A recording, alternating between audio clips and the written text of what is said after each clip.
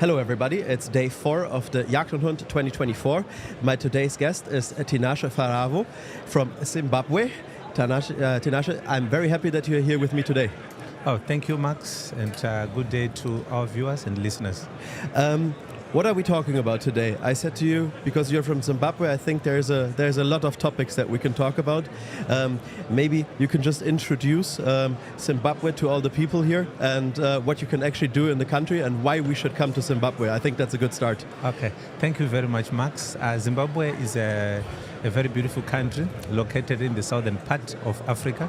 On the south, there's South Africa. On the western side, there's Botswana. On the northern side, there's Zambia. On the eastern side, there's Mozambique. So we're at the center of southern Africa. Yeah. And we are a country which is blessed with a lot of animals. We have the second largest elephant population in the world at 100,000 elephants. We have the fourth largest rhino population in Africa after Namibia, South Africa, and Kenya. We have a healthy population of lions. So if you're thinking of an adventure hunting, think of Zimbabwe. And we are a warm country.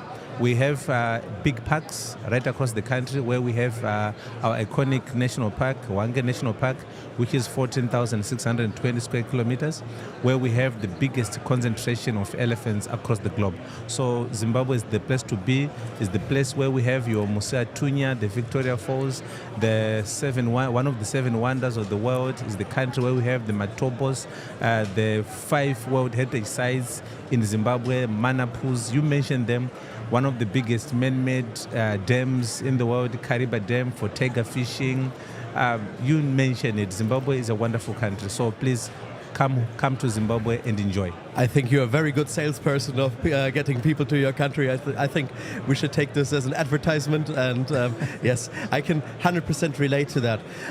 But why we're here today, I think it's also to talk about the hunting and why hunting is important for the country and why there should not be a ban on hunting and also on the trophy import. I think that's a very important part, and I think also that we should talk a little bit about ethics. But let's first start about the hunting, why hunting is important for Zimbabwe. Oh, thank you very much.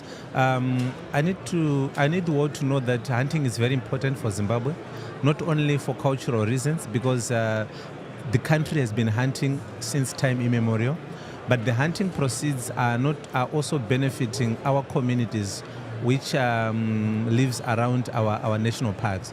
Hunting is very important because it raises money for communities, especially those who bear the brunt of sharing borders with wildlife.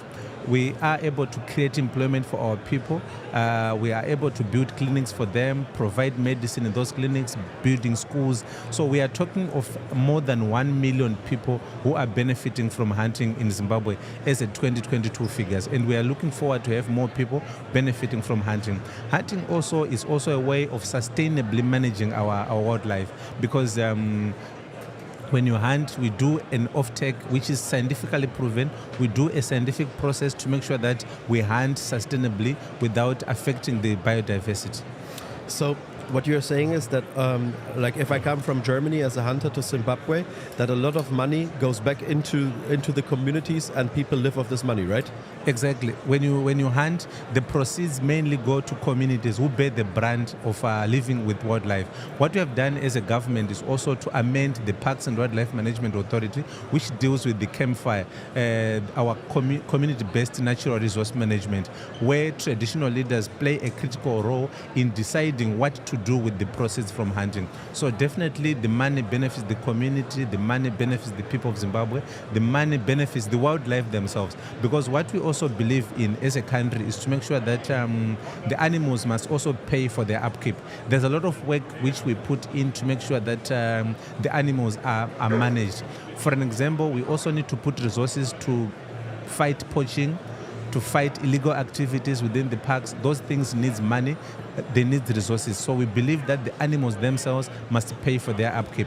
Because as you all know that as a government or as a country, we have other social competing needs like your education, your food. So it means that the elephants or the animals themselves must pay for their upkeep, because we would have more resources, more vehicles, more people on the ground, more patrols, so that at least we sustainably manage our wildlife. 100%. We had quite a negative documentary this Monday in Germany. It was not it's like a public channel that did it, and they said that most of the money will never come to the population, and I think that's not true. Sorry. There's no evidence to that. Yep. Every time we've always been saying people must come and see things on the ground so that they can make an informed decision. It's unfortunate that people make decisions based on emotions.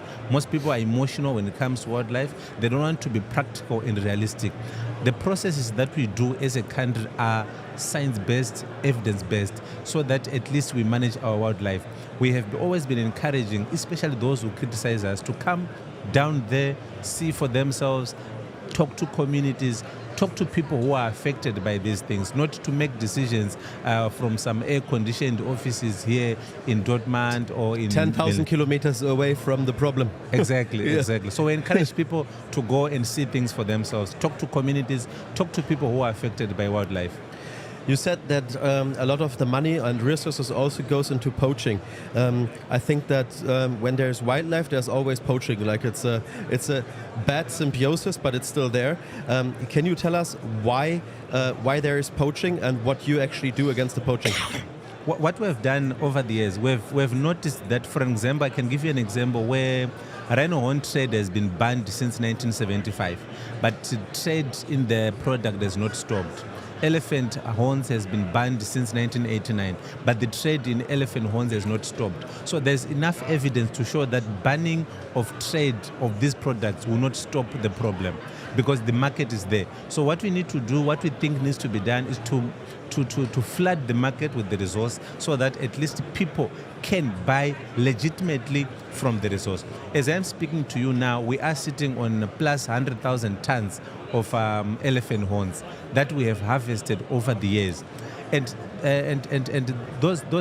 that stockpile, if we sell it, we can legitimately get the money to support the communities, to do the anti-poaching, to do law enforcement, to do a lot of things to make sure that the elephants are safe, the animals are safe. So what that means is, at the end of the day, we then take the resources, we buy vehicles, we buy fuel, we pay the officers who do on patrol 21 days in the bush looking after the animals. Surely these people must be taken good care of, because they need resources. For them to do the work well, they need vehicles, they need fuels, they need uniforms themselves. So Yes. it's important to make sure that we monetize the resource that we have, we create value out of it. If it means even projects like value addition, we can do rings, belts from the elephant hides, from the elephant horns, all those things, so that at least we can monetize the resource that we have. Yes, I mean that's also the small people that live off this. For example, manufacturing those goods.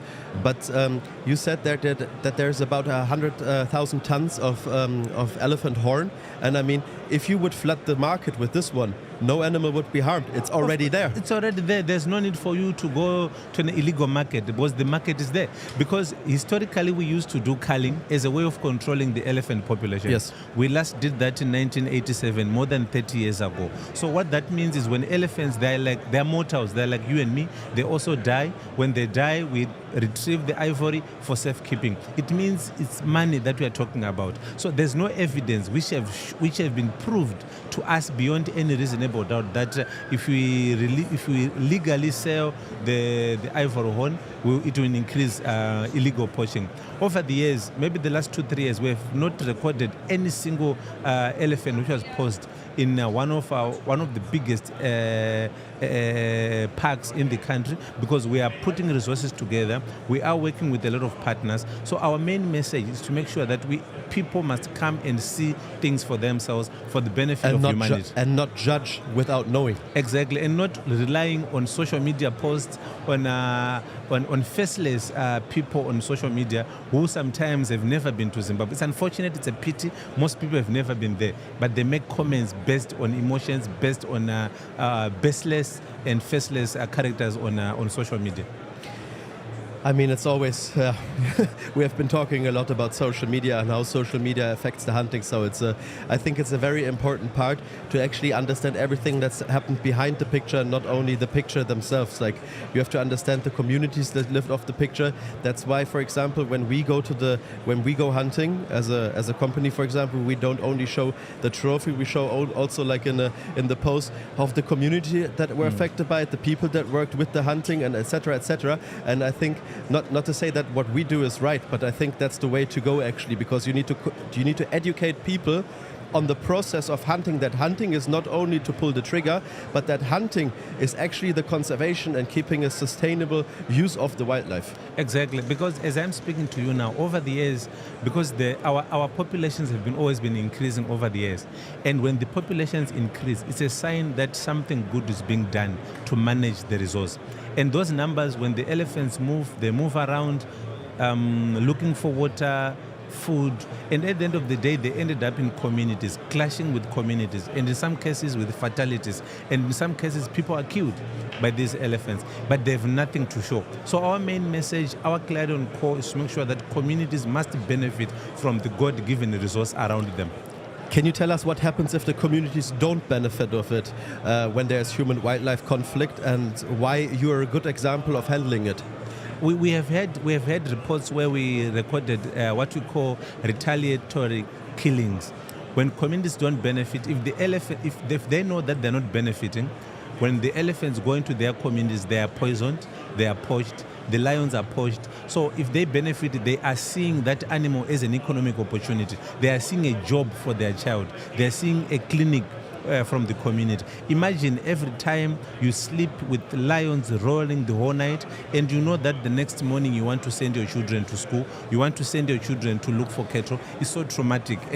But at least if they benefit, they will definitely inform authorities. If there are poachers around, they will definitely protect the resource, because they are seeing an economic opportunity from the wildlife.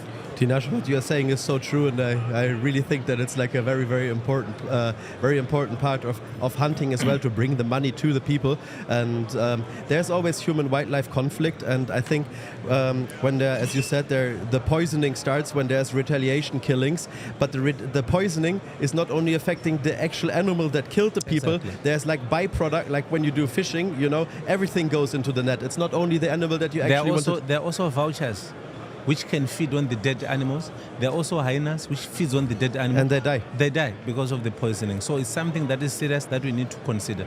Okay. What is sustainable hunting for you and for Zimbabwe? Like, how do you endorse this, and what is important for sustainable hunting?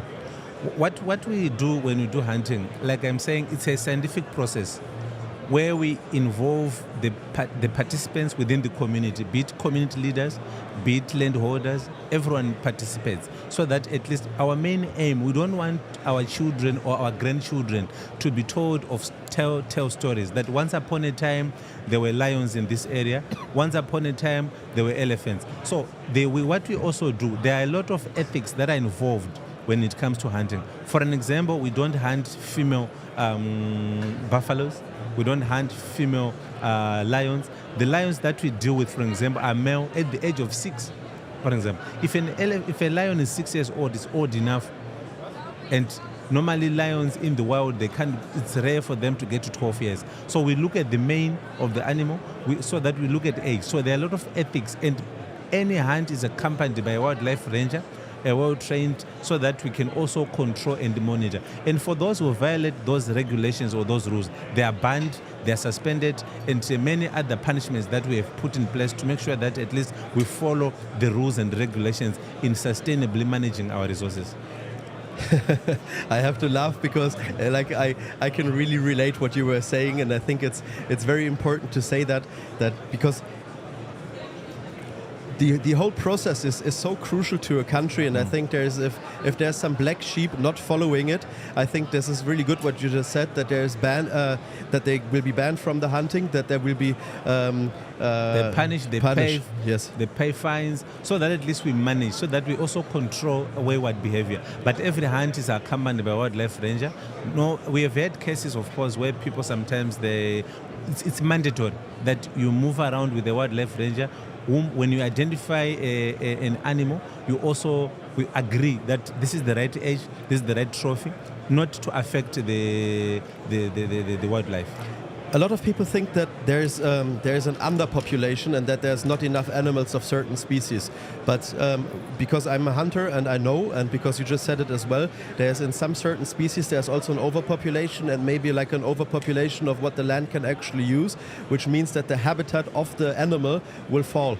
Can you explain to the people or to the viewers, please, what happens if there's, for example, too many elephants, and what happens to the actual habitat, and maybe that they're actually destroying themselves by being too many?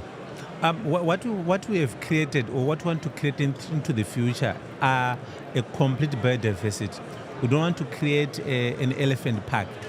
You know, we have always been saying the biggest threat to the survival of our elephants is themselves, because they are destroying their own habitat. You know very well that when elephants are moving, they have a tendency of knocking down trees. As I'm speaking to you now, there was a research which was commissioned where, because elephants knock down trees, and I can give you an example of vultures. Vultures can only breed at a certain height of a tree. And when the trees are not there, it means the breeding cycle of their vultures is affected, which means the vultures will move in other areas. There's a certain type of species, for example, that the animals prefer, acacia. And when the animals are overpopulated, like in our case, it means the trees are affected. You can hardly see a baobab tree in Manapus National Park, for example. You can hardly see a young acacia plant in Hwange, because the animals are overpopulated. And what we are simply saying, Hwange National Park, I keep on referring to it's one of our biggest, it's the biggest national park in Zimbabwe, and where we have the biggest concentration of elephants probably in the world. When the animals move in that kind of direction, they destroy trees. They are also affected through, of late we have been facing a lot of drought, El Nino-induced drought, where we have shortages of water, and the animals, because they need a lot of water, they are affected, they die. So these things, to manage them, we need to manage our populations.